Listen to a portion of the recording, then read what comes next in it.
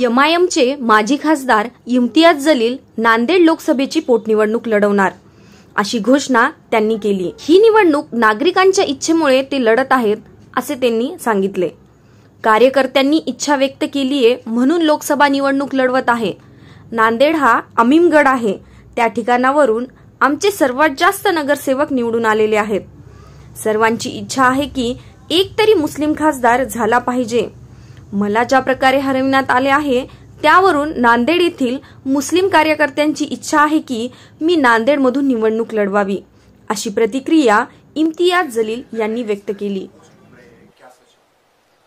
देखिए, अगर पोस्ट घूम रही है तो पर्सन भी कुछ होगा उसके अंदर सच्चाई उसमें, और पोस्ट घुमाने वाले जो है वो मेरे नांदेड़ के अहम जिम्मेदार जो है वो लोगों ने ये पोस्ट डाले हैं, क्योंकि उन्हीं की ख्वाहिश है कि नांदेड़ से इस बार लोकसभा का इलेक्शन हमने लड़ना चाहिए करके। नांदेड़ हमारे लिए एक बहुत इंपॉर्टेंट सेंटर है, वहाँ पे मजलिस को बहुत मकबूलियत मिली थी, बहुत अच्छा लोगों का प्यार मिला था जब महाराष्ट्र में पहली मर्तबा मजलिस आई थी। सबसे ज़्यादा कॉरपोरेटर्स हमारे नांदेड़ में ही हुआ करते थे।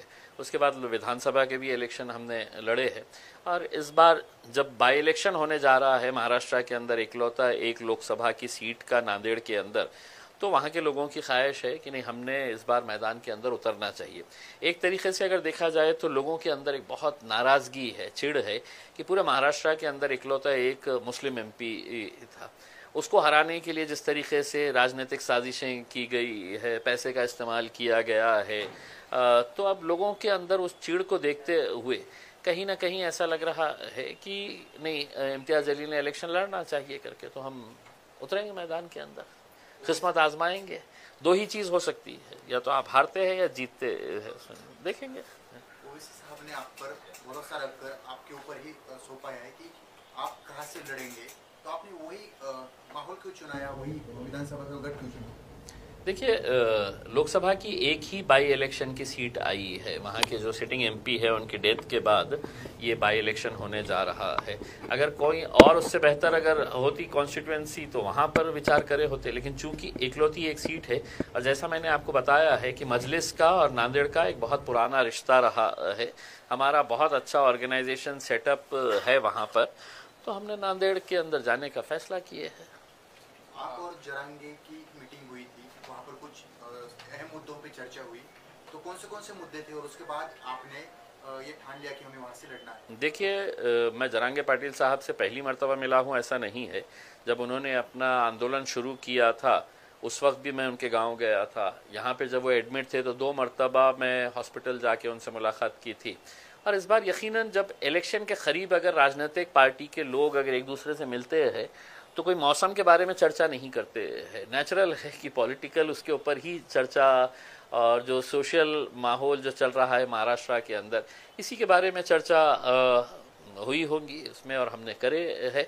और आकर जो भी हमारी चर्चा हुई है हम बाहर आकर बताया है लोगों को, मीडिया के सामने भी हमने, आपने सवाल किया हमने जवाब दिया, हम क्यों आए थे, कैसे आए थे करके। लेकिन जरांगे ने एक बात की थी कि मुस्लिम और मराठा इकट्ठा आएंगे तो सत्ता परिवर्तन हो सकती है। देखिए, जरांगे पाटिल साहब की एक बात मुझे पसंद आई थी, उन्होंने कभी भी मतलब ये नहीं कहा है कि किसी एक जात के ऊपर, उन्होंने कहा कि हम जात और धर्म के ऊपर उठकर हम सभी लोगों को समाविष्ट करना चाहते हैं जिन जिन लोगों के साथ नाइंसाफ़ी हुई है करके उसमें। और एक अच्छी बात यह है कि जैसा मैं जरांगे पाटिल साहब के बारे में यही कहूँगा कि देखिए, एक समाज, किसी एक मामूली सा आदमी, एक सादा सा आदमी गाँव का, उसके पीछे अगर जा रहा है तो कहीं ना कहीं उसकी जो प्रामाणिकता है अपने समाज के प्रति, इस वजह से पूरा समाज एक आवाज़ के ऊपर उठ के उसके पीछे जा रहा है। तो यकीनन अब हमारी भी सोच यही है कि जितने भी एस्टैब्लिश पॉलिटिकल पार्टीज़ और एस्टैब्लिश्ड नेता है महाराष्ट्र, लोग हैं तो उनका चेहरा भी नहीं देखना चाह रहे हैं उसमें।